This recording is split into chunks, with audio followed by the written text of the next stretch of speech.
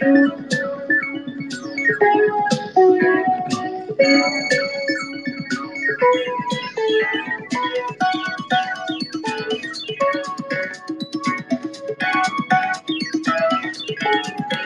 been one of the biggest advocates of AI art from the early days when artists began minting AI artworks on the blockchain. As an artist, collector, and thought leader. Today, we're thrilled to welcome ClownVamp to the show to discuss all things AI, including his first solo show taking place at Canvas3 Gallery at the Oculus World Trade Center in New York City. Artist Journal, July 5th, 2023, broadcasting live from Berlin and an undisclosed location on Rug Radio via Twitter Spaces. My name is Adrian Pocabelli, and welcome, everyone. Welcome, ClownVamp. I tell you, I'm so glad you showed up here, because Runetoon, the co-host, I have a feeling, had a late night. ClownVamp, how are you doing? I'm great. Also, I have like a tech question. So are you just playing the music next to a microphone, or is there some like fancy thing? Like that's every time I watch on YouTube, I'm always like, what is going on? Like, how does that work? So what I do, I'm very lo-fi. It's the same thing for the show. So for the Twitter Space, what I do is I have my laptop playing just out of the laptop speakers. And I just put my phone right beside it. And then for the show, I do the exact opposite, where I just play the phone into the microphone. And I actually like the song better with like that. There's something kind of like cypherpunk about it that I like. When I listen, I'm like, oh yeah. Anyways, I feel like I'm on the set of like Oprah now. Well, it's like my mental cue. I like your art Oprah.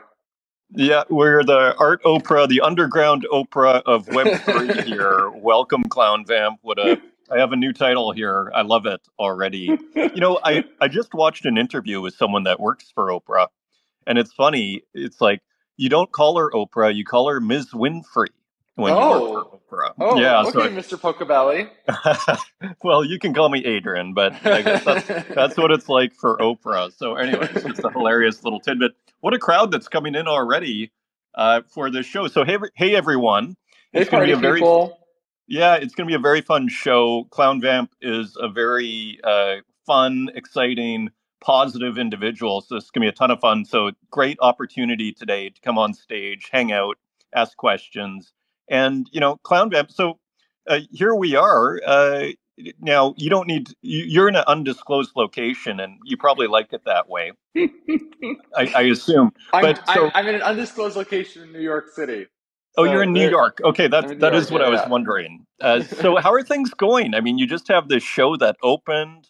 I know you from following the AI art thing as I discovered it. And I have to say, I was a little skeptical at the beginning. I was one of these people who said, this is just pushing a button, even though it's pretty impressive what we're seeing. And, over a few weeks, I kind of, changed my view, and now I make it myself. And I'm a huge fan of the possibilities. So anyways, tell us what's new, what's happening, ClownVamp. Yeah.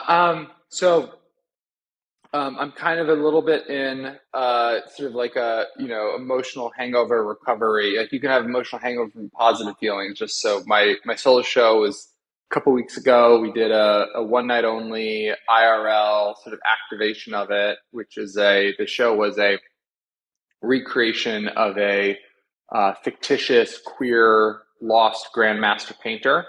And the whole show was about pointing out the sort of missing pieces, the missing gaps in art history, and sort of the ways that art history reflects sort of contemporary and historic biases. And it was the show is, it was like, my pinned post has a bunch of pictures from it, but it was so like, we had the crowd was like 1/3 NFT people, 1/3 AI nerds, 1/3 sort of like random people from my life. And it was really cool because, like, the AI nerds were explaining to the non-AI people like how things work, and the people who had no familiarity with any of this stuff were just like getting really engrossed by the story. And so it was like incredibly self-actualizing and fulfilling, and it was just great. And The one edit on your very kind intro was I actually wasn't that early to AI. I was early to diffusion-based AI, which is sort of what we're all using today with Midjourney and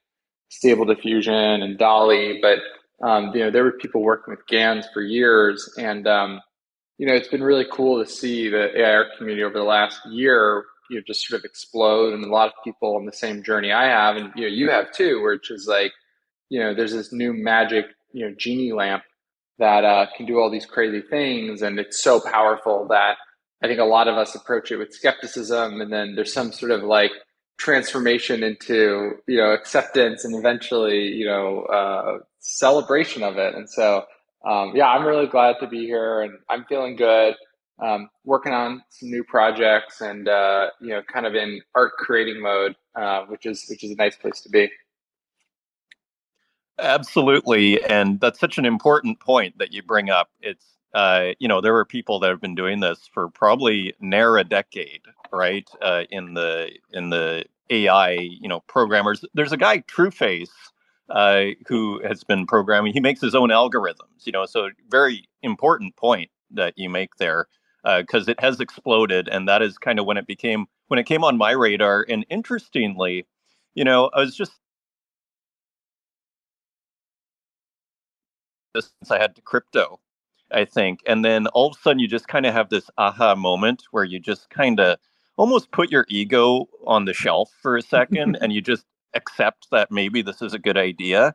And once you load up MetaMask or you load up Midjourney and off you go, and you're almost never the same, you know? Totally. And I think it's interesting too, because like the funny thing to me about AI art to this day is that there's still people on this journey. There are people who accepted crypto, they've accepted NFTs, they maybe even accepted generative art, but they haven't yet accepted AI art, right? And so it's like, but everyone gets there eventually. And I think to me, crypto, and blockchain-based art technology and AI makes the most sense in the world. It's like two peas in a pod, right? If you're going to have sort of the age of abundance where content is just, there's more content than you could have ever imagined, then on-chain provenance is going to matter a lot. And so one thing that, I don't talk about a lot, but I feel really strongly about is the sort of on-chain nature of it. And I think that actually matters quite a bit.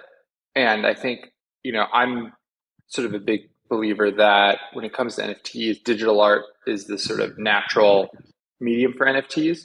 And I think AI art is the most natural potential category of it because you have so many interesting questions around provenance and creation and all these things, and blockchain solves a lot of that. And so I actually think when we think about NFTs and we think about what does the world look like 10 years from now, I think that AI art and the corresponding sort of art movement is going to be one of the biggest boosters to the NFT sort of ecosystem generally.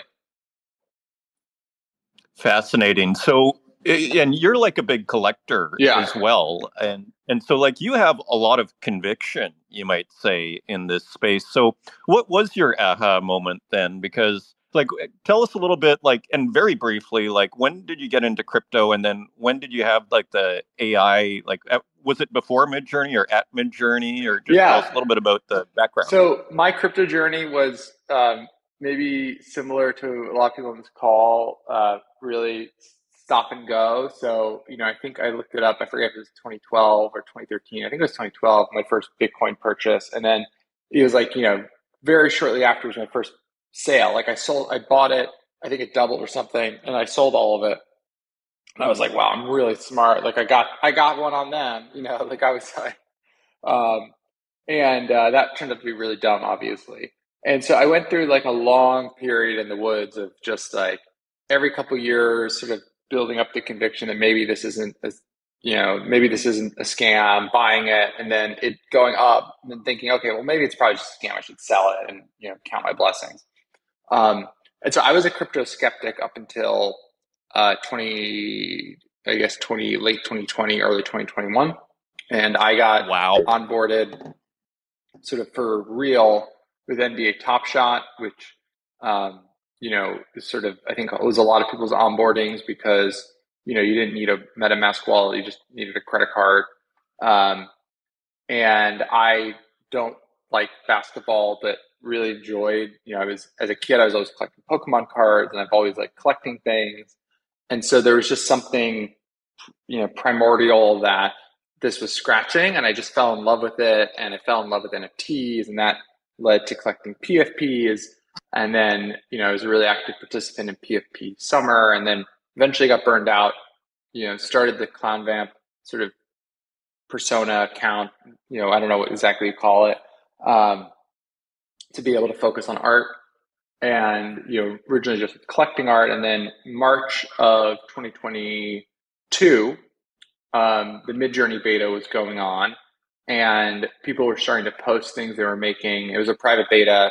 I think they were on Midjourney V2. I think was the model that was currently being used at that point.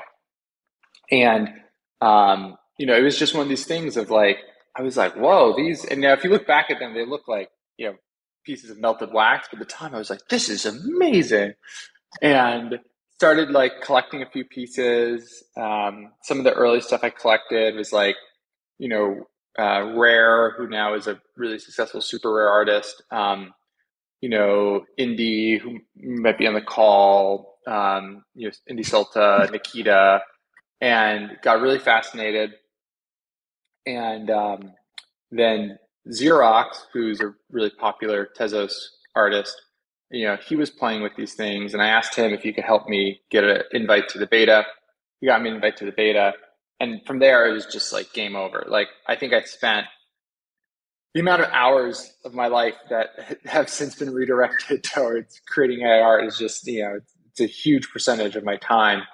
And it was pretty immediately love at first sight. Even looking back at these like weird, sort of surrealist candle waxy images, there was something about the experience of taking an idea and having it come out the other side, and the experience of massaging that was just, it was meditative, it was fulfilling, it was it scratched the storytelling itch that I have, and it was game over from there.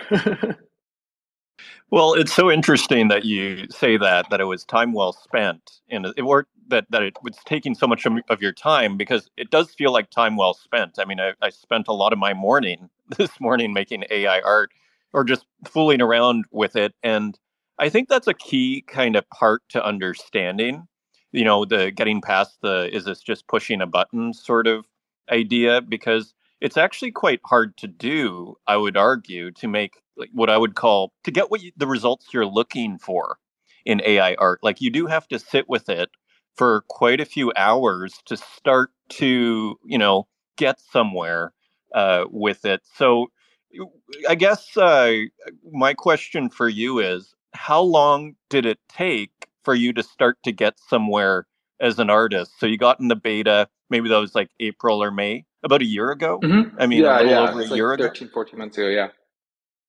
So how long did it take you for you to get somewhere? Was it almost right away? I, Like, I, or, I was iterating a lot, and then in May of 22, I started getting somewhere, and it was playing with some different styles and aesthetics. And one that really stood out for me was I started, creating. I was sort of playing with the constraints of it, and the melted wax. One of the few sort of formats that it played well with was impressionist art, and I really like impressionist art, and I really, I think it's also something that people, there's something about impressionist art that to me is kind of funny. Of like, if you've never, even if you don't really like art, what impressionist art is, probably because of Van Gogh and some of these like highly popularized parts of the art canon. And so there was something sort of punk rock to me about playing with that out of this, AI system. And I created this, and I've since actually minted it. I call it my style genesis, but it's on Tezos, but it was a UFO and an impressionist art style. I actually minted it much later once people started liking some of the stuff I was doing. I was like, oh, I should mint this. And so it's minted. It's like a 1 of 10. And, but anyway, it was an impressionist UFO. And there's something about it that just was really striking of at the time, these, Midjourney was actually able to create sort of decent-ish impressionist art compared to a lot of other styles. Like, we couldn't create a photo very well. And there was something really brain glitching about seeing some semi-coherent piece of impressionist art with a UFO in it. And I remember I showed it to a friend who's not involved at all in sort of this stuff. And I was telling him how excited I am about, AI and have been playing with it. And he was like, this is really cool. Like I'd hang this in my house. And that little comment was just like, sometimes I think when you're creating art, other people don't know how maybe conflicted you are, how anxious you are, or how nervous you are. And even small comments of support can mean a big thing. So that little comment actually sparked a lot of feelings of, okay, maybe there's something here. And so I kept working on it and developed this idea of this story of an impressionist painter who witnesses an alien invasion and has to, has to sort of express his creativity in this post-apocalyptic world, and he starts to paint these scenes, and it started to build this universe in this world, and I started minting those the first week of June 2022, and pretty immediately found a lot of kindred spirits and people who like this sort of storytelling, and I don't know, it was super thrilling and fun, and ever since then I've just been really focused on thinking about how you can use these tools to tell stories, whether that's explicitly a story, right? Or just more conceptually putting people into sort of a sense of alternative reality or alternative world, and letting them sort of feel that experience too, even if it's not explicitly a quote unquote story. Yeah, that is one of the most interesting things about your work, actually, is from my perspective. I believe you've used the term visual novel, right? I don't, And but you have a lot, which I really like. But I think you've memed it to yourself into existence, which I like. I'm like, we should use that now. You're gonna tell people that I called you the art Oprah, and I'm gonna tell people you called me a visual novelist. So we're I love it. You know what's funny about that? Because the first series I did with like oils after I learned how to oil paint properly back in like 2011, it was called Futures and Options, and it was 12 paintings. And it was kind of like I called it a visual oh novel, and then cool. I just kind of let it go. I was only half done. I got six done. It took me 3 years to get six paintings done. And I was just like, this is a total failed business model here. I'm barely making any work. But it kind of stuck. But it's funny how when I see what you're doing, I mean, yeah, you're a visual novelist, the private eye stuff and everything. I So, want to see. did you I want to have, see your paintings. By the way, you should scan those and show people. you know what? I will. I'll see. Yeah, I'll make a note to myself. I'll make a note yeah. to myself tomorrow. Tomorrow, I'll show some of the futures and options. Boom. Thank you for the idea and the inspiration, ClownVamp. So, tell me, I'm curious. Did you have artistic ambitions then before AI? Because I think a lot of people actually, I get the impression, and I could be wrong, but I think there's like a significant percentage, let's call it 10 or 20% of the artists on the blockchain. I sort of got the impression that a lot of people started just because in 2021 there's incredible bull run. There's money to be made, so maybe I can put some sketches together, especially if you're in a poor country. I mean, this was unbelievable money.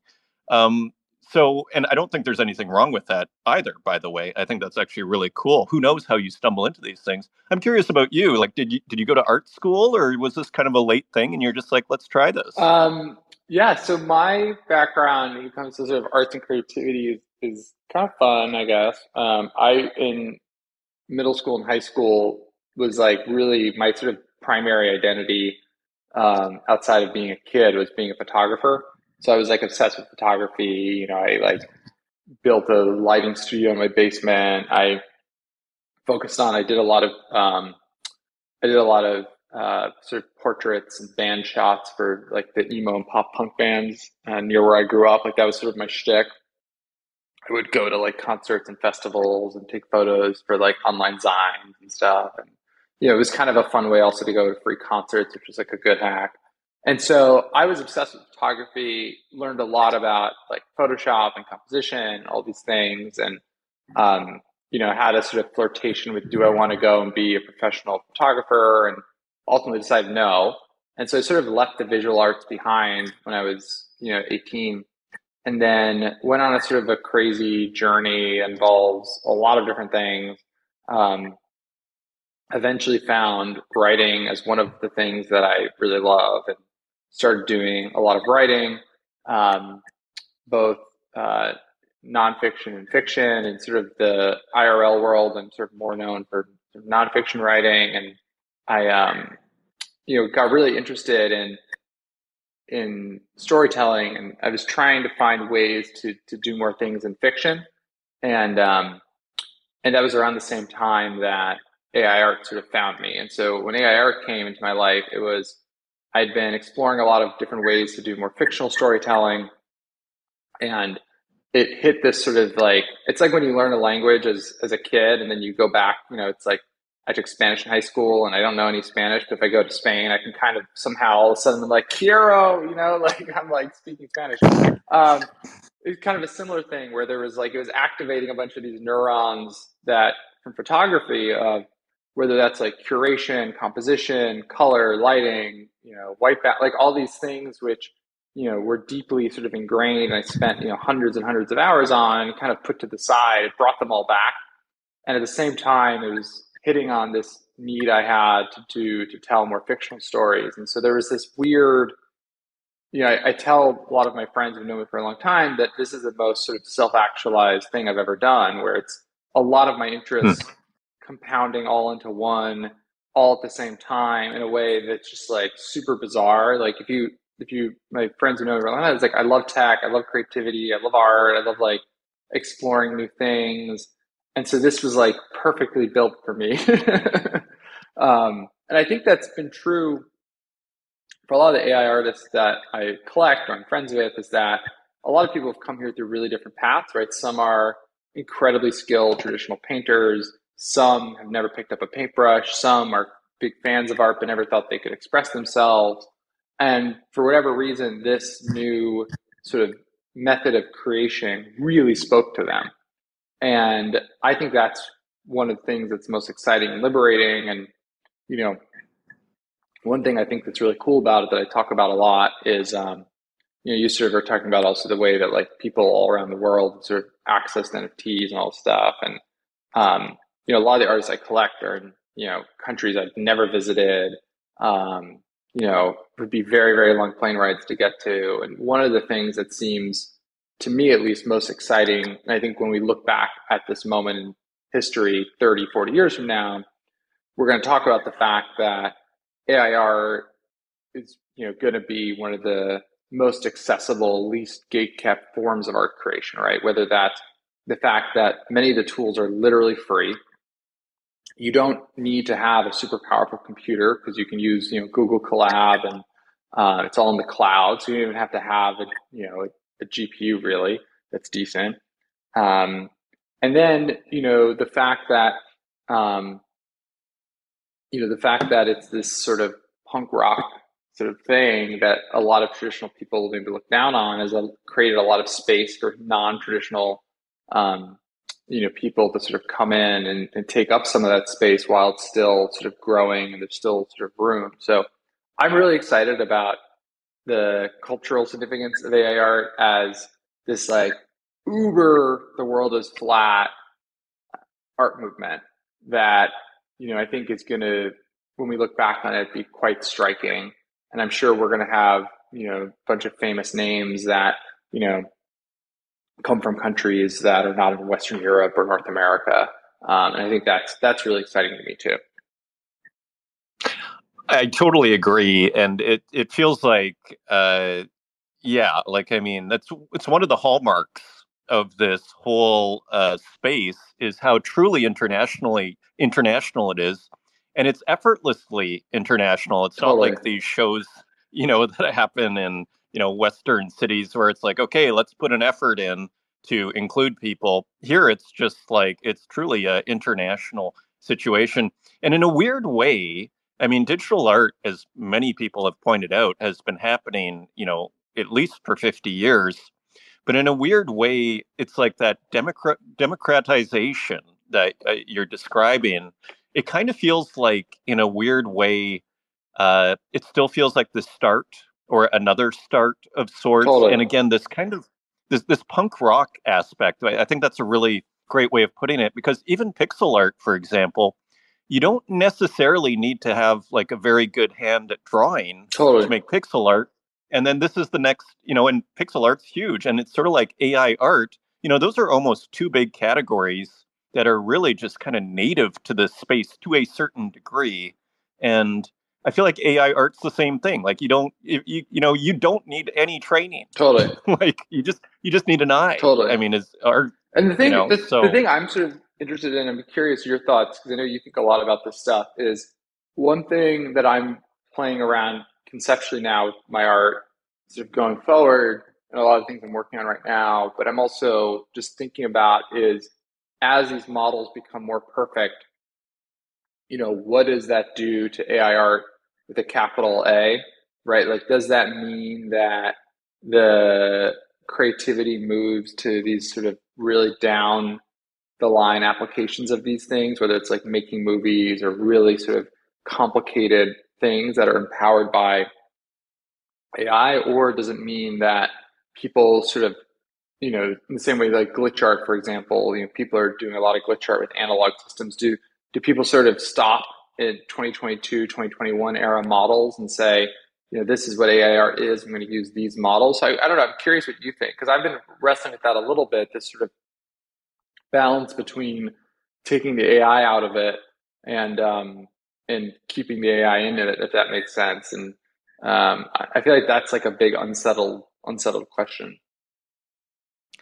I think it's a very interesting question. Like when you say that, I think of the classic, fingers, Yeah, like yeah, the seven hands and fingers, the for twinning. example, right? Which one assumes, in the net, it's already starting to disappear, but you still see it, but yeah, so it's an interesting question. I mean, so it almost comes down to, I think the tools, there might be a shift in how they're used. I mean, what's interesting for me, just from a personal point of view, I was never overly excited with the results that I got from the Imagine prompt, Hmm. speaking with Midjourney. I tried and I tried different things and I got, I had this Bacchanal sort of one, a couple of Bacchanal kind of pieces, pastoral, had like really drunk Bacchus figure. I liked those, but it was for all the prompts that I got a lot that I wasn't particularly excited about. But once I discovered Blend, Hmm. that changed everything for me. Like, I mean, right now, what I'm really excited about is I take my art and I put it into Blend and I Hmm. go, oh, now I want to try this one. And then maybe I'll put four of them into Blend. Maybe I'll just put, the same different versions of the same one into Blend. So I wonder, I think there's so, again, they're putting out new features practically every day here. Hmm. I just I have a feeling that maybe the focus might shift from like now. I think there's, or at least in the last year, let's say, there's been a lot of excitement, one might say, with what I call these AI distortions, Hmm. right? Like seven fingers and all the almost the glitches, Hmm. one might say, that are produced by AI art. Um, I wonder, because now, and this kind of brings us back to your UFO, the brush strokes are getting so persuasive. Frankly, they're starting to look more beautiful than what you see, when you're in the Getty there looking at these 18th century paintings, right? So, can you speak about the brush strokes a bit? Because you're doing this impressionist show. It seems to me, if I had to guess, that was like a big draw for you because with the UFO impressionist piece and this kind of focus Yeah, on texture. yeah. I definitely would say, sort of to piggyback off what we were just talking about, like, one of the ways in the recent few, months, I've been exploring the fact that AI is becoming super powered. It's like, okay, as it gets better and better, but let me like drive the Ferrari as hard as I can, essentially. Um, and texture has been one of the ways of exploring that. And so I built, um, you know, I've always been really resolution upscale focused. So even if you go to some of my earliest pieces, I've always spent a lot of energy trying to get them pretty high resolution.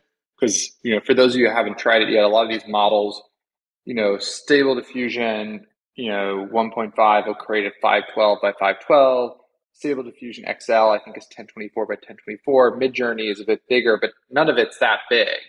And so getting the resolution higher, and part of that is for me a texture thing and playing with these ideas of realness. And so, I want you to be able to zoom in and look at it and be like, well, shit, this must be real, right? And like that, because it's not real. At least not real in the sense of, there's, a piece of wood or canvas somewhere that has it. And so, yeah, so I basically, will do a multi-step process of upscaling that involves, I'll create my initial pieces of work and, pretty much anything. These days, it's been a lot of Midjourney.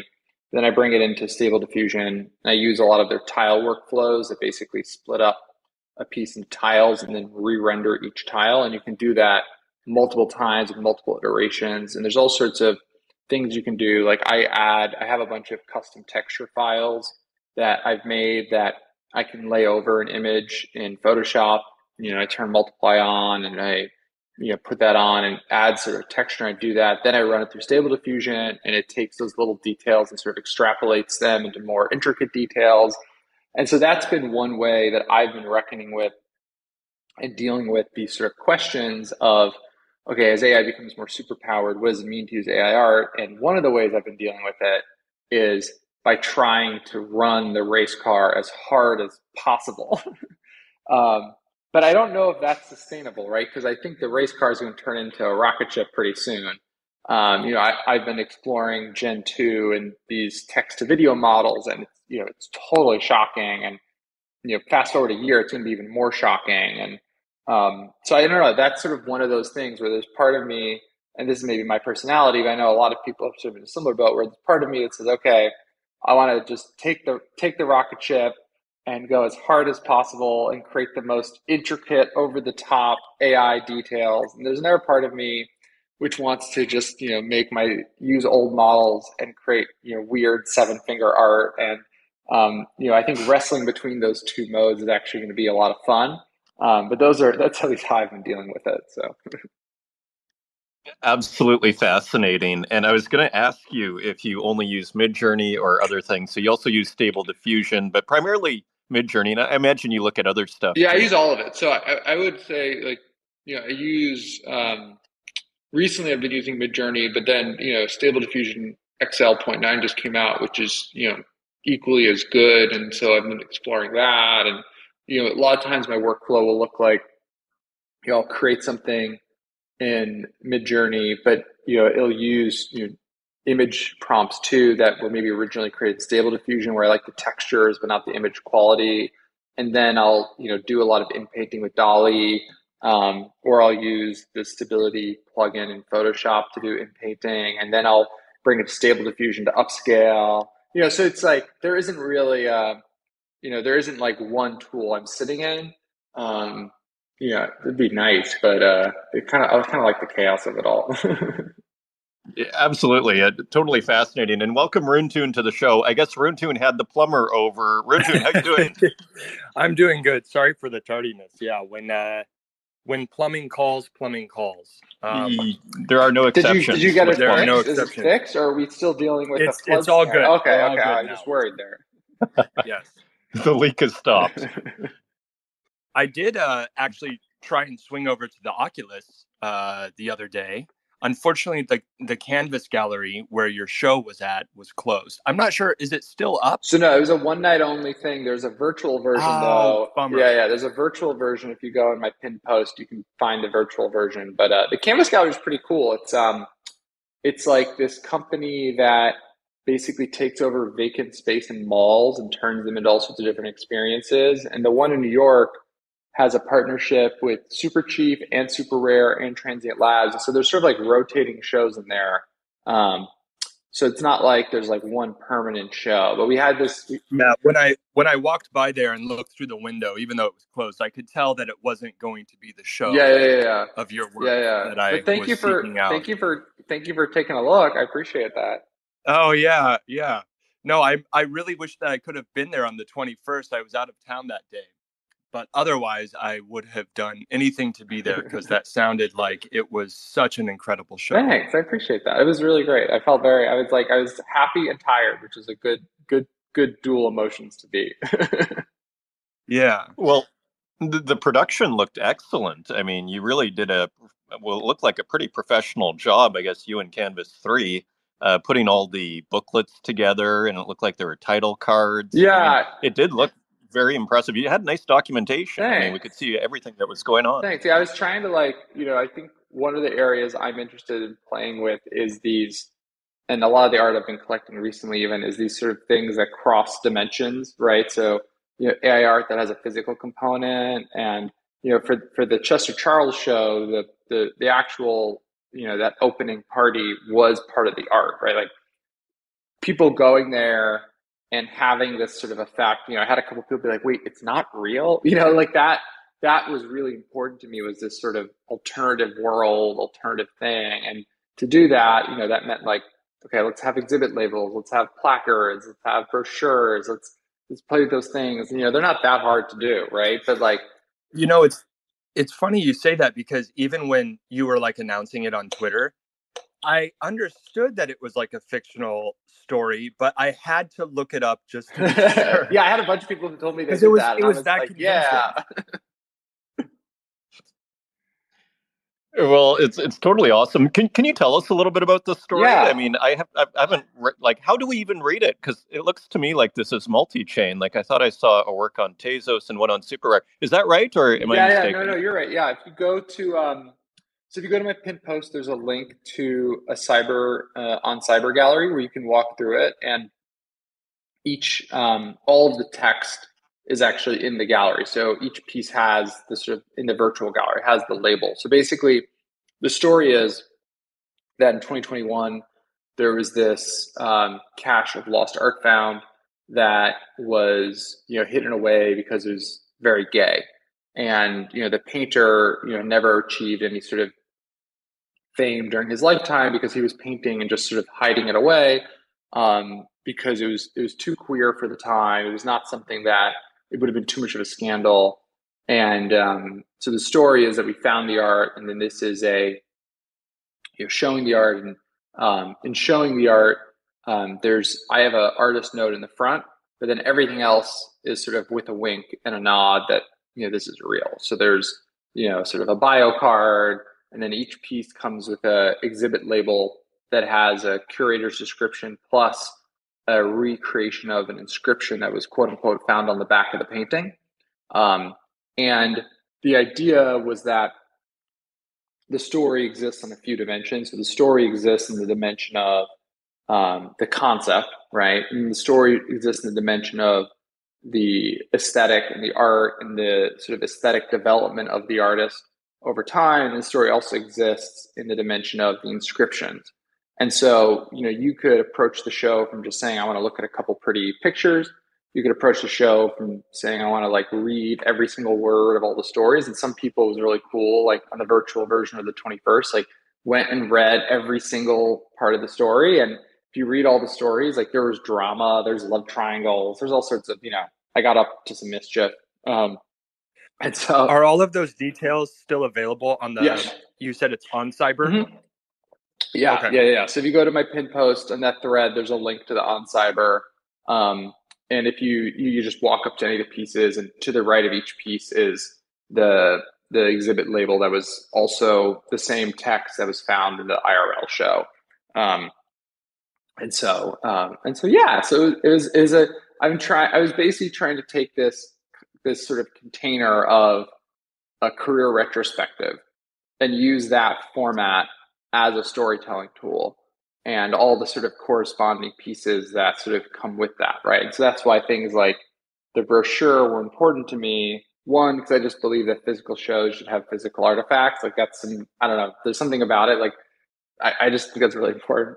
But I also just think there's something about like, this concept of a show as a retro is like, we know what that sort of looks like and smells like. And because of that, you can sort of use that base to sort of fuck with people's heads and like play with these ideas, because there's that like familiar baseline, you can then start to tweak it in like interesting and sort of fun, mischievous ways. So Right, like you're using traditional gallery tools like a booklet, the little white title cards, and you're saying, and here you have this kind of unconventional AI digital art show. Is that what you're Exactly. saying? And so it's kind of a way, right? You're like recontextualizing, but like you've substituted the content Yeah. of a traditional art show. Yeah, fascinating. And so I guess a couple of comments. The first is, speaking of substitution, it's like in terms of the content, it does seem like a brilliant substitution. Your content there in an impressionist sort of process, right? Painting process. So the queer art show or the queer artist and subject matter hidden away, and then putting it in a a new context where, of course, back then it would have probably been hidden away if right. So that's quite interesting in itself. It seems like a nice fit. And as far as I'm also looking just at I'm curious about the production itself. Just one more question on actually putting on this show. I see like pictures of 9:16 screens in your header there on Twitter. Did you struggle with the ratios? Like, I guess you knew ahead of time that you're going to work with screens, a 9:16 ratio, but I assume it didn't look like to me on Super Rare that they're all 9:16. How did you deal with Great the, question. display issue? Great question. So this has been an issue with a lot of not AI, but digital art shows. I think in the last couple of years has been the fact that artists don't really want to create 16:9, but that's a lot of these screens. And so I had the lucky, I'm based in New York, and so I went to Canvas3. Like the show was, once we sort of knew we had a location for it, to give context, there's 23 pieces in the show. We started in the thousands. And so, I was able to curate down the show to sort of match that physical space. And so, the show has 23 pieces because there was 23 screens at Canvas. Like they're really meant to be sort of together. And, the screens at Canvas are primarily vertical, they're primarily portrait. So that also impacted the show from the perspective of, most of the stories are portraits. And so as a result, I did a lot of sort of character development. Like if you read the inscriptions of the show, there's certain characters that reappear throughout because of that need. And the couple more, I don't know what the term would be, but establishing shots, so to say, of the story. A lot of them had to be done in vertical because of that constraint, even though I would have preferred to have done them in sort of landscape. And so that was fun for me, right? That challenge. And, I only had a few sort of, landscape screens to play with, right? So I had to be really intentional about how to use those. And, I also had, a wall in Canvas of, these 3 screens that were big vertical screens right next to each other. And so I sort of thought about those 3 screens as an opportunity to do like sort of a grand portrait wall. Because I think about, when you go to art museums, sometimes you have these like big portrait walls, these giant frames. And so I was sort of playing with those ideas. And so, so that was part of the fun of it, was knowing where it was going to show. We've been working on the show for a long time. So knowing where it was going to show, allowed me to, in doing the sort of final curation, make all of that sort of line up in a way that was really fun.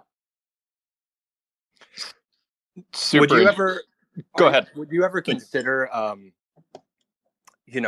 maybe putting on this show again somewhere? Totally. Like, have you thought about like approaching other galleries and seeing what they might have to offer? Yeah, no, totally. I definitely would be open to doing that. It's like it was meant to be experienced in this space, but it could definitely be reconfigured in other spaces too. So yeah, definitely. I can imagine these paintings, actually framed. Like you take the digital screen and you actually frame it with one of those like really gaudy, those antique gold, 19th century, antique gold frames. You're kind of you're reading my mind a little bit, of not necessarily for this show, but in general, a lot of the things I'm playing with right now and some of the art I think you'll see me create over the next 6 to 12 months is just this sort of digital physical weird divides, and how do you play with those ideas and concepts. And I've been experimenting with different printers recently, trying to find like a printer, but part of me is like, okay, should I be selling prints that maybe come with those big gaudy gold frames or something? Like I don't know, like I'm really fascinated by those ideas, because one of my favorite things about AI art is the details. and the ability to really like jam on the details and go really far and, mess with people's heads and, do that kind of stuff. Because to me, AI art is an incredibly like creative and tender activity. And I think people want to brush it aside with these sweeping statements, right? Like, oh, it's copying, oh, it's theft, oh, it's simplistic, oh, it's push a button, blah, blah, blah, blah, blah. And to me, so there's something about the details and going really far in the details that makes it harder to push away. And then two is there's something about crossing the digital physical barrier divide. I don't know what to call it. That also makes it harder to push away. Like, when you show someone a piece of AI art in person, even if it's on a screen, there's something about it that sort of makes them go, well, it's here. I see it. I guess it's real. Like, it's not like, hard for me just to brush it away. Like, I see it's beautiful, right? And so that idea is really fun for me and something I want to just play with and explore a lot. It seems like with a lot of your work, I mean, you're playing with storytelling all the time. And something that I like is it's always this sort of like interplay between fact and fiction. Yeah. Like you already pick subjects that are already like there's one foot in both sides of things with this like Chester Charles thing. Like, depending on the way you would choose to present that story and that show, it could be, oh, the lost paintings of the Grand Master, Chester Charles, and people don't know that this is a fictional thing until they get there and read about it. And then, the earlier stuff that you were working with, like aliens and that type of,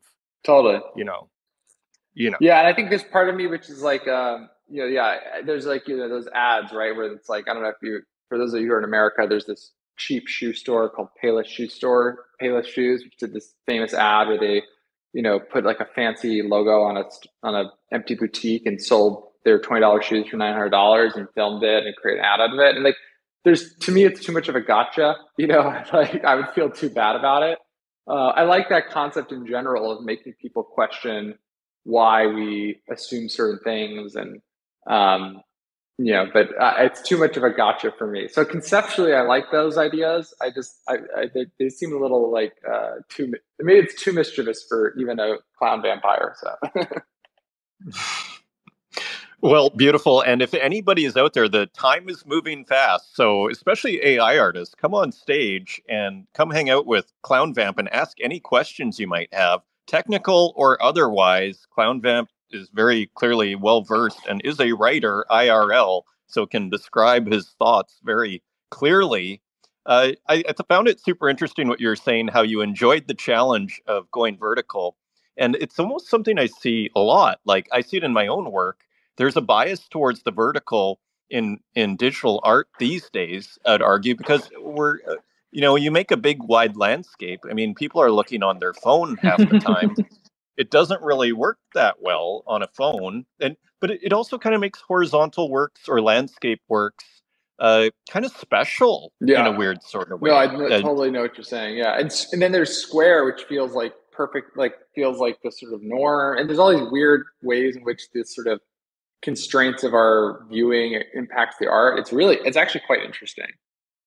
It's totally. I mean, I made this Peloponnesian War series, actually, which hopefully will go on Ordinals shortly. Let's see how that goes. But I made it all 4x5 because that was Instagram's, ratio. Interesting. Yeah. Yeah, because I was like, this is at the time I didn't know anything about. There were barely NFTs. There weren't NFTs when I started that thing, and then so it was basically you put your digital art on Instagram, cross your fingers, and hope you get 100 likes, and off you go, right?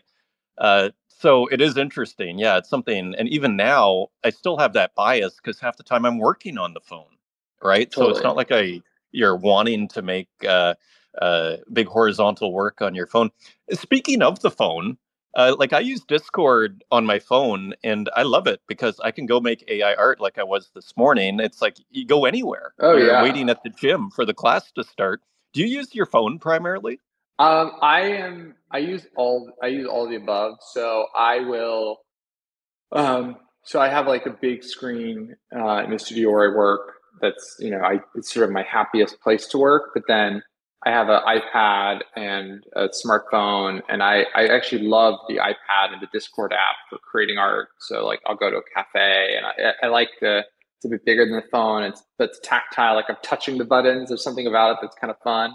But then I'll have a prompt that I'm jamming on that is generally sort of where I want it to be, and maybe I'll be on this. I was on yesterday. I was like on the subway, and I was just like re-rolling and editing and tweaking, and so.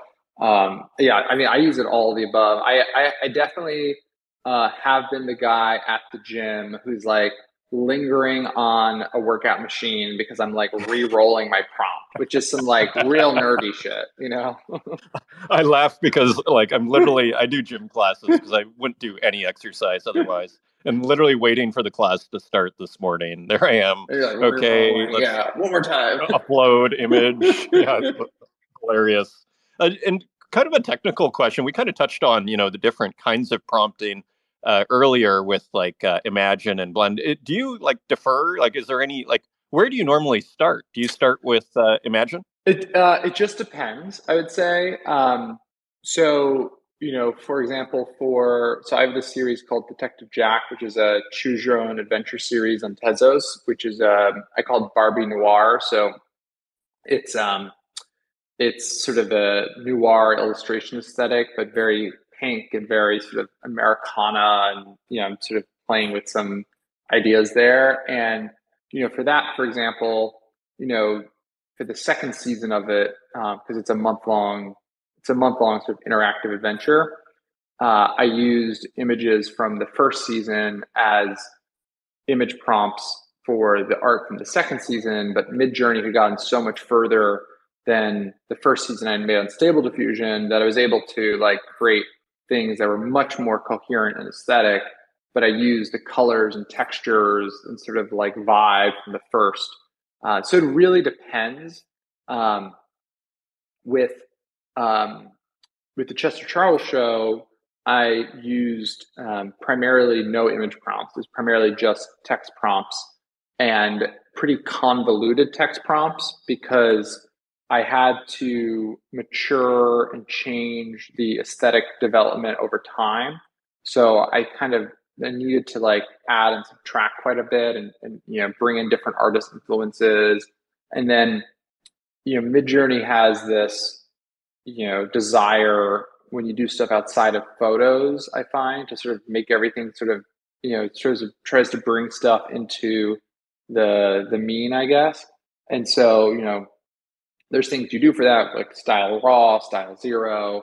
Now they have like a weirdness thing. But the thing that I always found was most effective is you can have weighted text prompts. You can have multiple text prompts that you weight differently, which is probably the most powerful but underused feature in Midjourney. And so I would then also, I would have certain, aesthetic descriptions that I would then use as multi-prompts that I would weight the different prompts differently. And I would maybe even change those a little bit over time to sort of reflect that like aesthetic development. So again, it all like kind of depends. And, someone once said, this wasn't me, but someone once described, AI art tools as sort of like different synthesizers if you were making like electronic keyboard music, where they all sort of do different things, they work differently. They all sort of, explicitly, you hit a note and that note comes out, but there's so much variation between them and how you manipulate them. And so for me, that's part of the puzzle, and part of what I enjoy is, usually I'm starting with a visual image in my head, and then I'm trying to work towards that. And that process of working towards it is really fun. It's very meditative. But then also the response I'm getting from the system acts as a piece of feedback into that. And so, it'll push me in certain ways, or it might like randomly, this happened to me the other day, it randomly brought up this idea that I was not expecting. And it sparked a whole bunch of other thoughts and pursuits and new visual images that I then was chasing down. And so that like meanderingness of it all is like, so much of the fun.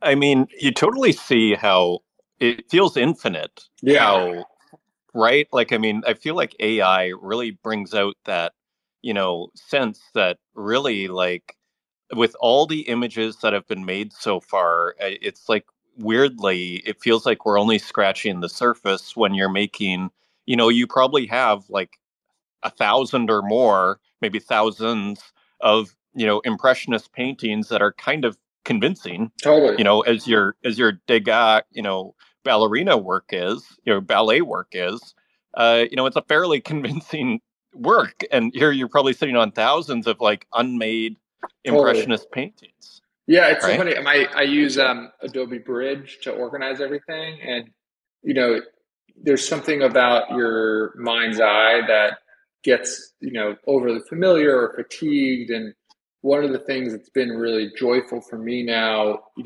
is looking back at some of the discards from a year ago, and revisiting those with a whole new appreciation and perspective of them. And it's been really fun, and there's all sorts of things I'm like, wow, I really should have minted that, or I wonder if I'll ever have an opportunity to use that. And yeah, and so that there's definitely some weirdness there around my explorations of the latent space and what sticks out to you with a curator's eye at present, and then in the future. And yeah, I don't know, that's going to be a whole thing. I mean, you think about like someone like Claire Silver, who has been doing this for so long, is so successful at it, must have so many sort of extras, right? Like B-sides. And is she going to mint those one day? Will it be like a B-side collection?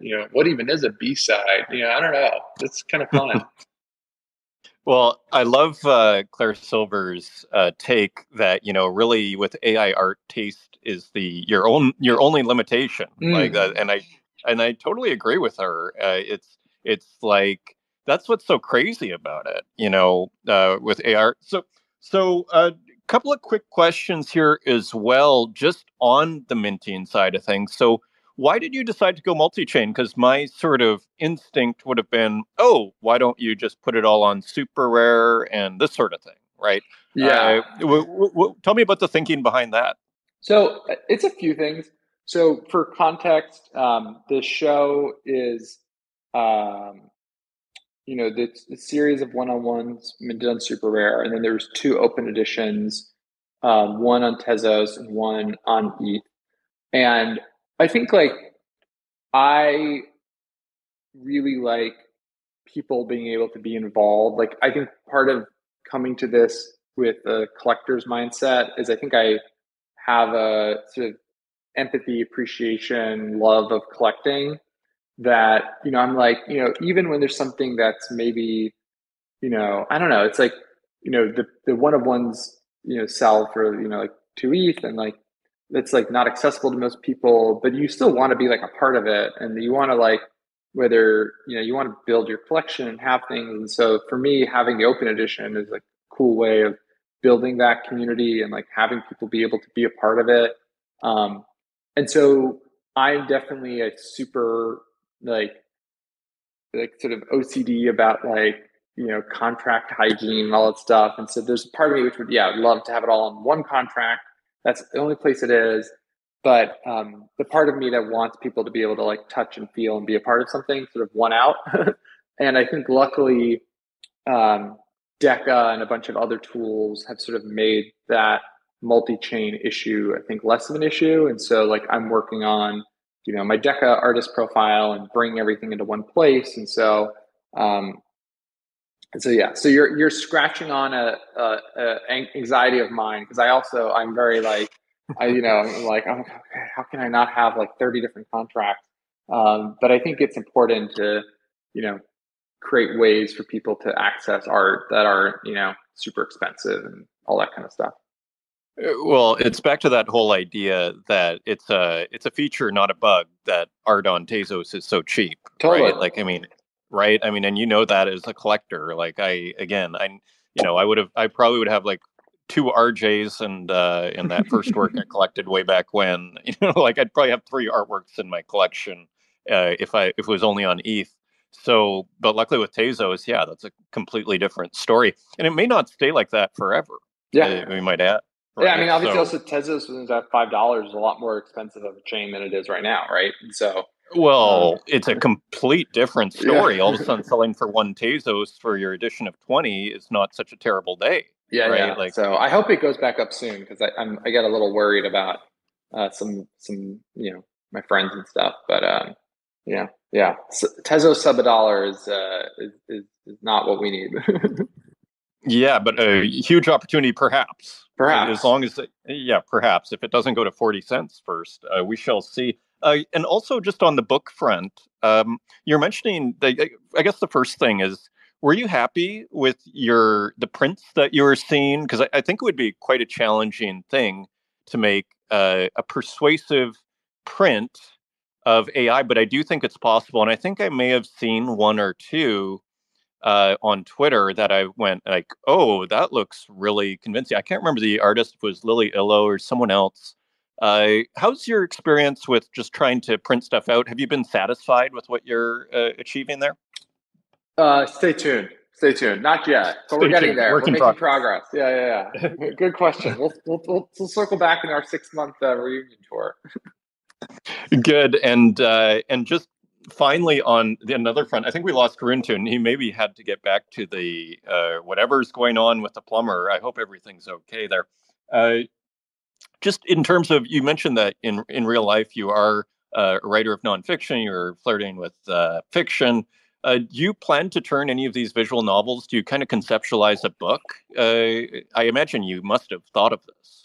Yeah, I'm super interested in like different ways to explore these stories, and um, yeah, like books are one of them. I don't know. I've been playing with Runway ML and like, oh, should I do a movie? Like so. I'm exploring sort of all of it. Um, Part of me, there's sort of a tension between using traditional, using these traditional storytelling mediums and bring AI into it in a way that's sort of fun and exciting, right? And there's part of me which wants to just stick with, okay, well, what's like a new way to do it? Like, what's an interactive way to do it? Um, what's something that's native to AI? So I did this piece last year that I'll pin, that I was really proud of, that I think is an example of this and something where I'm like, okay, how do I sort of do more things like this? But this was a piece I did for the Scope Art Fair where I'd recently gone and seen a Diane Arbus exhibit, and she does all these amazing photos of people who are sort of outside the normal bounds of society, and she has these photos of early drag performers in the 50s and 60s. And it's interesting is because Diane Arbus is sort of beloved by a lot of people, myself included, but there's a lot of people who sort of worry that, was she taking advantage of people? Was she, how did the people in the photos actually feel? A lot of that's lost to history. And so, I had this idea of, well, you could explore these emotions, right? You don't have to answer these emotions. You can explore them using AI. And so with this piece, I created using Dolly a retired, called the Retired Royalty. It's one of the drag performers from the 60s. Now is a person in their 80s. And then I created a GPT prompt that every time you ran it, gave you an interview transcript with that person talking about their experience of being in that famous photo. But every time you ran it, it gave a different answer. And so the idea is that it's to bring alive these questions of like, okay, well, how did they feel, and what are the different ways they might have felt, and exploring these sort of things. And so this for me was really fun because obviously it's like playing with timelines and our history and all these things I really enjoy, but it's also a type of storytelling that is native to AI in a way, an infinitely reusable interview transcript isn't really something that you can normally do. And so, I'm also sort of, I don't know. So there's a tension there for me between wanting to like create new AI native ways of storytelling and then wanting to bring AI into traditional formats. And probably the answer is just I'll do both. So we'll see. Fascinating. And before I pass it on to Runtun, actually, I have a couple of just tiny questions. First, do you use ChatGPT at all for your prompting? Not for my prompting. but I am working on a project right now that has a heavy use of ChatGPT, and I don't want to alpha leak myself too much, so I'll leave it at that. But I haven't done a Perfect. lot yet, other than this one project here, where this isn't ChatGPT, this is GPT, the GPT Complete API. But I have ideas that I'm exploring for how to do more storytelling using GPT text. Well, this may have previewed my next question, which was, "What is next?" But don't only tell what you can tell, and maybe you've already said what you want to say. But where are you going next? I think a lot of where I'm going next is basically, I think there's like a few different tensions I'm playing with. So one is this tension I referred to around like the AI perfection versus AI, artifact sort of tension, and how far to go on the perfect versus AI-ness of it all. So that's one. And then the second is sort of hyper related, but doing storytelling that is sort of new to and native to AI and something you can never do before, and then doing storytelling that's bringing AI into traditional formats. So I think those two, maybe those are like XY axes that overlap, and maybe it's a grid or something, right? But like those tensions are what I'm playing with and exploring, and gonna do stuff all across those spectrums and sort of have fun with it. And um, maybe the answer is just even taking traditional formats and remixing them into like new AI, native ways that can never have been done before. I don't know, like, so a lot of stuff I'm exploring is around there, and mostly working on a few really big shows, and then working on more pieces of the truth and a new Detective Jack series, and continuing some of those stories too. Amazing. Well, it sounds fascinating and exciting, and it sounds like you have a lot going on. Runtune, do you have any other questions for ClownVamp? I guess I don't use AI tools quite as much as you do, I'm sure. But what are like some of the biggest struggles you have when you use those tools? Like for me, I mean, I just use ChatGPT, but um, it always it always struggles to meet me where I need it to meet me when it comes to creating humor. Uh, Mm. there's a couple concepts that I think are really funny that I explore with ChatGPT, and it could never. It's great at analyzing. Like when I tell it why something is funny, it's like, oh yeah, and it'll just like break it down and have no problem at all. But when it has to come up with its own thing, it gets a little bit too. It never lands on the mark. That's, yeah, I would say one of the reasons I haven't used it for a lot of creative writing things yet is that I think it doesn't, it has this sort of amorphous professorial thesaurus tone that doesn't really work well with creative writing. And if you know how ChatGPT works, basically the two things to understand are, a professor actually explained it to me this way, which I really love, which it's like shouting to a crowd of people, the man went out to walk his, and then, 90% of people would respond dog. Um, Maybe 99% would respond dog, but then, occasionally it's not a dog. Like there's some kooky people out there walking their cats and rabbits. And so, GPT models have this concept of a temperature, which is basically in order to not have it become too repetitive, because oftentimes those prediction tasks are kind of obvious in their answer. They have this factor called the temperature, which basically adds a degree of randomness to it. And so maybe instead of saying dog, it would say puppy or cute dog, because it uses a probabilistic model of what are the most likely things. And so if dog was number one, but number two is puppy, or number three is maybe a breed of dog, like it's beagle. And that randomness thing is like a really quirky concept intellectually, because sometimes when you're writing a sentence, you would use a lot of randomness, and sometimes you wouldn't. But ChatGPT is always using a lot of randomness, and so you can, not in ChatGPT, but in the GPT APIs, you can mess with that variable a bit. But in general, the issue that it introduces is that you get this sort of thesaurus heavy, forced randomness. So it's both very formal and has a lot of word variety that is just not how people usually write.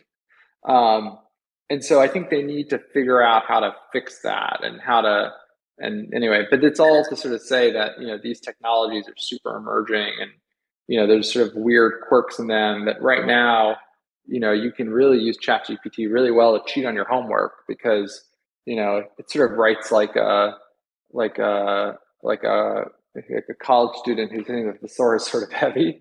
But it's hard to write the next great American novel with it. But that's probably going to change, which is kind of crazy. Very well said. Yeah, and I've totally noticed that. Like, I mean, if you just use ChatGPT and you say improve this text, I mean, it totally overwrites the whole thing, right? Where it's like, and you could detect it, I'm sure, if you use ChatGPT, you'll see it. It's almost absurd, right? Yeah, totally. At times, which is kind of interesting. You start to see the limitations of this incredible technology. To your point, it's almost like an AI distortion of sorts, like we see with the fingers, but in text. Interestingly. Yeah, that's a great point. As we close here, then, as we wrap up here, ClownVamp, do you have any final thoughts or thoughts? We have a lot of artists here and everything. What do you want people to know about you, your art, and AI? Whatever you like. Yeah, I mean, I think that, I still think, AI art is sort of one of the bright spots in this crazy NFT bear market. And, I think I'm incredibly, as a collector, incredibly optimistic about AI art's future. And definitely just encourage everyone to, to the degree they can, stick to it. I think that, if you look at what's happened over the last year, and you look at the excitement around AI and the sort of general population, I mean, that's only going to further, it's only going to get more amplified. And I think as it gets more amplified, I think AI art as the sort of corresponding art movement is going to be, become something that's even more on people's tongues. And so I just think you're all doing something that's incredibly important. It's historic. I think it's what people, spend their careers dreaming of, being in a moment in time where the sort of cultural moment is meeting an art moment, and, they're able to be in part of it. And so I encourage everyone to just, keep creating. And I know it's a super hard time, and, but even if it's slowing down, just, encourage everyone not to stop if they can avoid it. Beautifully put, and I think that's profound what you're saying. And I feel like that just in the digital art space, in the NFT art space in general, that we're so lucky to be a part of something that feels like an art movement is happening in our, while we're here, while we're present, and it's accessible to everybody. Totally. I mean, it's really, and that in itself makes it historic, no matter what. Totally. Like just by default. So, profound words to end on. And Runtun, do you have any final thoughts? I think you're very right when you say, we all hope to be in those sorts of intersections of art history and stuff. And I think you're doing just that. And I think that Chester Charles show was like a great use case for AI to kind of like reclaim an untold history in a creatively fictitious way. Thank you. That's really sweet. It was like a really fun, all of my interests in one. And if any of you ever come over my apartment, I have this giant stack of gay history books and gay coffee table, like gay art coffee table books on my coffee table. And so it's just, a lot of my interests in one. So it was really, I don't know, felt really like a big warm hug to have people enjoy the show. And so I'm really grateful and appreciate you guys having me on. Someone tweeted that I sound like I'm in a garage. I'm sorry about that. I have I saw that. I do have concrete floors in here, and need to get a rug or something. So good point. All good. I almost thought it was a voice transformer when you started, but I was like, no, but all good. And thank you so much, ClownVamp. That was absolutely fascinating. And thank you for sharing a lot of what you do. I mean, you share a lot of your trade secrets here, and it is totally appreciated. Listen, anytime anytime the Art Oprah wants to invite me on this show, I'm here for it. And Rune Tune, you missed it, but I named Pokebelly the Art Oprah, and so now we need to move that into existence. Yes. Well, I was about to say come back, so we're definitely going to have to do this, and I want to see that library in New York the next time I visit there. So thank you again, everybody, for showing up. Thank you, ClownVamp, and thank you, Rune Tune, for another awesome episode here. Until next time, take care.